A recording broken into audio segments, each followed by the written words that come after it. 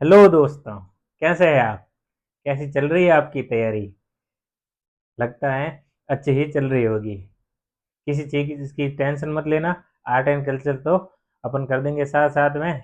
5-5 10-10 minute की video है तो डेली के आप साइड में देखोगे तब भी हो जाएगी। ठीक है, तो दूसरे जो सब्जेक्ट है उन पे आप ध्यान दीजिए।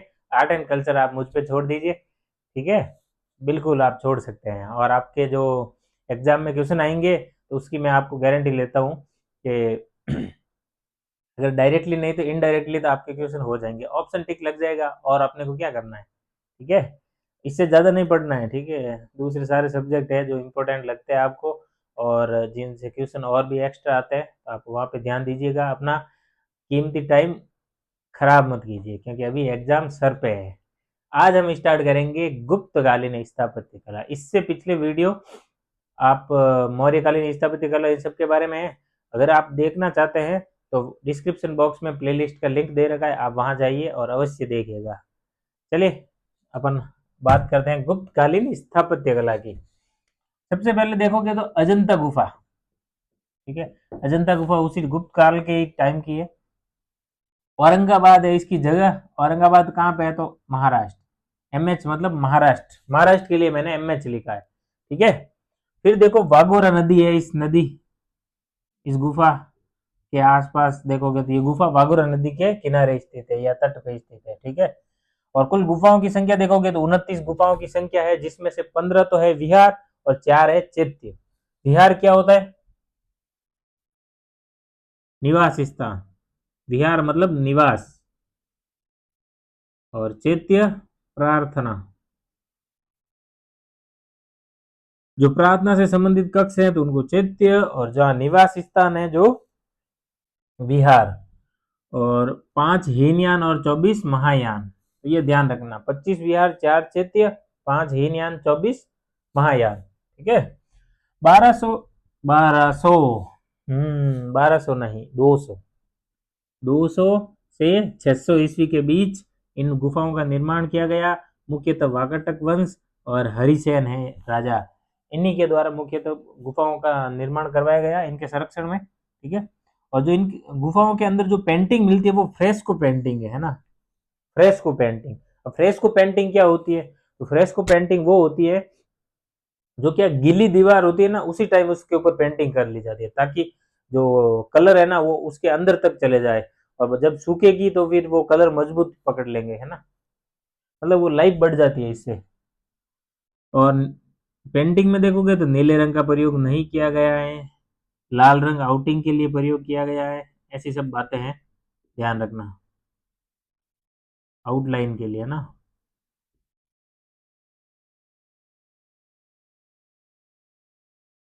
लाल रंग किसके लिए? आउटलाइन के लिए। अब देखते हैं मुख्य दो गुफाओं के बारे में मैंने लिखा है। एक तो गुफा संख्या 16 और गुफा संख्या 26। 16 किसकी है तो मरणासन राजकुमारी से संबंधित है। और उसके अंदर जो पेंटिंग है बहुत ही उत्कृष्ट पेंटिंग है ना। मरणासन राजकुमारी का इस तरह से वो मार्मिक वर्णन है ना, वो ऐसे लगता है जैसे कि वो दृश्य अपने आंखों के सामने ही है, रियल है, उस टाइप से रियलिस्टिक लगता है ना। और 26 है महापरिनिर्वाण यानी कि मृत्यु, सबसे बड़ा निर्वाण। ठीक है, अटल सत्य। वो बोलते हैं ना कि जगत में मृत्यु ही सत्य है, जीवन तो मिथ्या है। उसी प्रकार महापरिनिर्वाण मतलब मृत्यु, सबसे बड़ा मोक्ष। तो ये होगी अजंता गुफाओं के बारे में मुख्य मुख्य बातें। और फिर देखते हैं एलोरा। एलोरा भी औरंगाबाद में ही स्थित है, महाराष्ट्र। अजंता एलोरा दोनों पास पास में है ना, 100 किलोमीटर के करीब इनके बीच दूरी है, पास पास में, इसलिए अजंता एलोरा दोनों का नाम कभी कभी साथ में लिया जाता है ना। महाराष्ट्र औरंगाबाद में स्थित है। 34 गुफाएं हैं इसमें। 34 में से 12 तो है बौद्ध धर्म से संबंधित, 17 है ब्राह्मण धर्म से संबंधित, और 5 है जैन धर्म से संबंधित। 12, 17 और 5 ये ध्यान रखना। 1 से 12 बौद्ध धर्म की, 13 से 29 ब्राह्मण धर्म की, 30 से 34 जैन धर्म की। और जैन धर्म में भी देखोगे तो दिगंबरों की है, ये पांचों की पांचों दिगंबर संप्रदाय से संबंधित है ना। और बौद्ध धर्म में और ब्राह्मण धर्म, बौद्ध धर्म और ब्राह्मण धर्म की जो गुफा है उसके राष्ट्रकूट वंश के राजाओं ने उसका निर्माण करवाया है। और जो जैन गुफा है इनका निर्माण किसने करवाया तो यादव वंश। तो कभी कभी एग्जाम में अगर स्टेटमेंट आ जाए कि एलोरा की गुफाओं का निर्माण केवल राष्ट्रकूट वंश के द्वारा या राष्ट्रकूट वंश के द्वारा ही करवाया गया, तो वो गलत होगा, क्योंकि यादव वंश ने भी करवाया। एलोरा में 5 गुफाएं यादव वंश की। ठीक है। अब गुफाओं के बारे में इधर में एलोरा में मैंने 4 गुफाएं लिखी हैं। ठीक है। प्रथम गुफा धम्म चक्र मुद्रा। महात्मा बुद्ध को धम्म चक्र मुद्रा में बताया गया, धम्म चक्र उपदेश देते हुए, है ना। और 3 ताल, 3 ताल कौन सी है, तो गुफा संख्या 12, 12 को बोला गया है 3 ताल। ये 12 है, उसका दूसरा नाम 3 ताल है ना, 3 ताल, 3 तल या 3 ताल, वो देख लो ना। और 16 है कैलाश मंदिर। कृष्ण प्रथम, राष्ट्रकूट राजा कृष्ण प्रथम है, उसने निर्माण करवाया था गुफा संख्या 16 का। और गुफा संख्या 16 में क्या है, तो कैलाश मंदिर।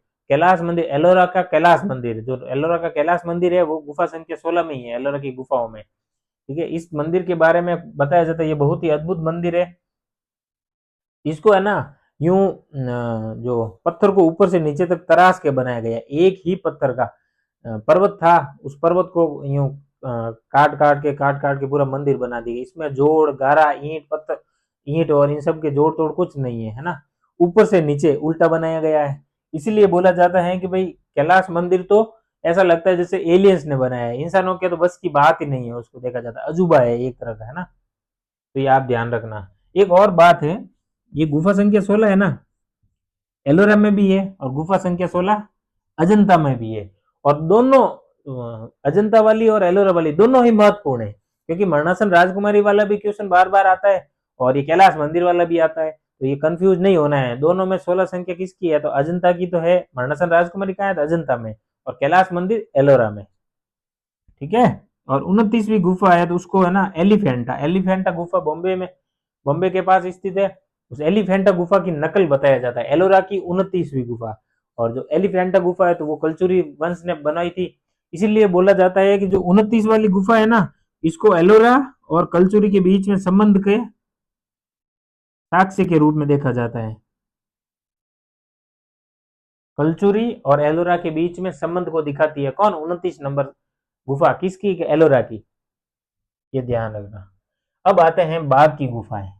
अजंता एलोरा हो गई, अब आते हैं बाघ की गुफाएं। बाघ की गुफाएं किस नदी के किनारे, तो नाम बाघ, तो बाघिनी नदी, ध्यान रखना, एमपी, एमपी मध्य प्रदेश। समय देखोगे तो 5वीं 6वीं शताब्दी। और 9 गुफाएं हैं, 9 की 9 बौद्ध धर्म से संबंधित गुफाएं हैं बाघ वाली। और आध्यात्म से अधिक भौतिकता, जनरली अपन क्या देखते हैं कि जो संत वगैरह होते हैं वो आध्यात्म के लिए गुफाएं बनाते हैं, वहां क्योंकि शांति मिलती है ना, एकांतवास मिलता है पूरा, तो अध्यात्म से संबंधित बताया जाता है। लेकिन जो ये बाघ की गुफा है तो ये आध्यात्म कम और भौतिकवादी यानी कि सांसारिक जो दैनिक दिन प्रतिदिन की क्रिया है उनसे संबंध ज्यादा रखती है ना। तो बाघ की गुफाओं का भौतिकता से संबंध ज्यादा है, ये थोड़ा ध्यान रख लेना आप, है ना। और जूनागढ़ की गुफा है, गुजरात, जूनागढ़ गुजरात ही है। जूनागढ़ अभिलेख, जूनागढ़ गुजरात बुद्ध धर्म से संबंधित है, धर्म का ध्यान रखना, बस इतना ही। और मंडपेश्वर, मंडपेश्वर कहाँ है, तो बॉम्बे के पास में बोरीवली है, बोरीवली या बोरीवली जो भी बोलो। ठीक है। बॉम्बे के पास में है बोरीवली, तो वहां पे है क्या, ये मंडपेश्वर की गुफा है। सिर्फ नाम ध्यान रखना और जगह ध्यान रखना, इतनी इंपॉर्टेंट नहीं है, इंपॉर्टेंट जो है उनके बारे में अपन बात कर चुके हैं। उदयगिरी की गुफा है, तो उदयगिरी की गुफा भी इंपॉर्टेंट है। क्यों, क्योंकि देखो अपन एक जगह पढ़ के आए हैं उदयगिरी और खंडगिरी, उदयगिरी और खंडगिरी, वो उड़ीसा की है, वो जैन धर्म से संबंधित है, उड़ीसा की भी है, ये ध्यान रखना। ये उदयगिरी है एमपी वाली, उदयगिरी उदयगिरी दोनों का नाम सेम है। बस ध्यान रखना कि एग्जाम में क्या लिखा है, उदयगिरी कहाँ की, उड़ीसा की या एमपी की, उसके हिसाब से। उड़ीसा की हुई तो जैन धर्म से संबंधित, और ये एमपी की हुई तो ये हिंदू धर्म से संबंधित है ना। वरा, वरा मूर्ति है भगवान विष्णु की, विष्णु अवतार वरा, विष्णु का वरा अवतार है, उसकी मूर्ति दिखाई गई है। और उसमें बताया जाता है कि धरती को बचाते हुए, है ना, वरा यानी सुअर, सुअर के अवतार में धरती को बचाते हुए मूर्ति है उधर, वो फेमस है। एक जगह देखोगे तो एमपी विदिशा, और सीजी सेकंड मतलब बता सकते हो कुछ, सीजी सेकंड इसलिए मतलब यहाँ पे मैंने क्यों लिखा है बता सकते हो, सीजी मतलब चंद्रगुप्त, चंद्रगुप्त सेकंड, मतलब सेकंड, द्वितीय, चंद्रगुप्त द्वितीय 5वीं शताब्दी में उसने बनवाई थी उदयगिरी की गुफाएं। और ये कुछ अन्य गुफाएं जिनका डायरेक्ट नाम ध्यान रखना अपने को, कि नाम जगह बस। एलिफेंटा की गुफाएं तो महाराष्ट्र में है, यूनेस्को में संबंधित है और 2री शताब्दी। कारले महासंगिक महाराष्ट्र और 1ली शताब्दी ईस्वी। महासंगिक ध्यान रखना, महासंगिक मतलब ये ईसा पूर्व है ना, ये वाले। बाकी तो ठीक है, ये ईसा पूर्व है। एलिफेंटा और कारले और बाजा ये तीनों बीसी में है ना, बिफोर क्राइस्ट। एलिफेंटा की कहाँ है तो महाराष्ट्र, यूनेस्को 2री शताब्दी ईसा पूर्व। कारले तो महासंगिक महाराष्ट्र 1ली शताब्दी ईसा पूर्व। और बाजा, बाजा है तो महाराष्ट्र में। और तबला, तबला मैंने यहाँ पे क्यों लिखा है तो आगे बताऊंगा। समय देखो इसका, 2nd शताब्दी ईसा पूर्व। तबला है इधर, महिलाओं को तबला बजाते हुए दिखाया गया है।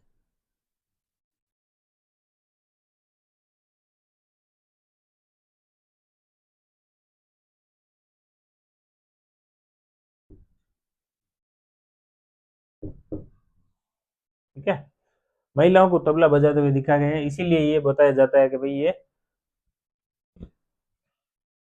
तबला वाली मूर्ति है ना, मूर्ति बनाई हुई है तबले बजाते हुए महिलाओं की। आगे देखते हैं अपन। हाँ, मैं एक चीज ये बता रहा था उधर, मैं कि सोचू क्या बताना था, क्या बताना, ये महासंघी के बारे में। जो महासंघिक बौद्ध की जो शाखा है ना, महासंघिक जब सेकंड संगीति हुई थी बौद्ध धर्म की, उस टाइम बौद्ध धर्म दो दो धाराओं में स्प्लिट हो गया था, एक तो महासंघिक और स्थावीरवादी। तो उसी टाइम ये महासंघिक है, तो ये कारले उसी समय की है, ये ध्यान रख लेना बस। कारले, फिर है बाजा। बाजा हो गई महाराष्ट्र, ये तबला के बारे में अपन पढ़ चुके हैं। फिर है कानेरी, कानेरी है Sanjay Gandhi national park. Sanjay Gandhi national park कहाँ पे है तो महाराष्ट्र, बम्बई में।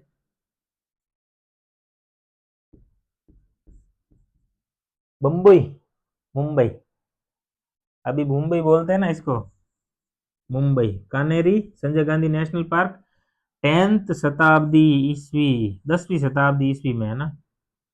ये तबला वाली बात यहाँ की है, इधर वाली। ठीक है, कानेरी हो गया। अब है सीतान वासल, या सीतन वासल भी बोलते हैं ना, सीतान वासल भी बोलते हैं इसको।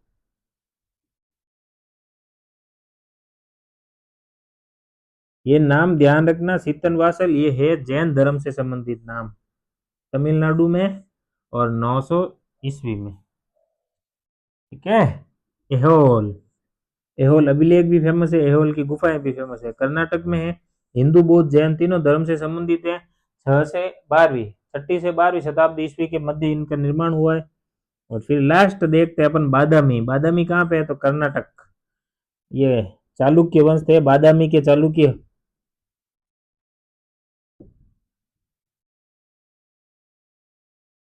बादामी के चालुक्य फेमस है ना, इसमें भी हिंदू बौद्ध और जैन तीनों धर्म की है, बादामी में है ना। जगह देखोगे तो कर्नाटक, और जगह ध्यान रखना कर्नाटक, और वंश कौन सा, चालुक्य वंश। बादामी नाम से याद रह जाएगा, क्योंकि वो हिस्ट्री पढ़ते हैं उस टाइम बादामी के चालुक्य पढ़ते हैं, तो चालुक्य वंश वही है। ठीक है दोस्तों, तो आज के लिए बस इतना ही। नेक्स्ट वीडियो लेके आएंगे अपन मध्यकालीन स्थापत्य, फिर मुगलकालीन स्थापत्य, ऐसे करते करते अपन पूरी कला या संस्कृति को कंप्लीट करेंगे अपन। ओके, थैंक यू, धन्यवाद आपका।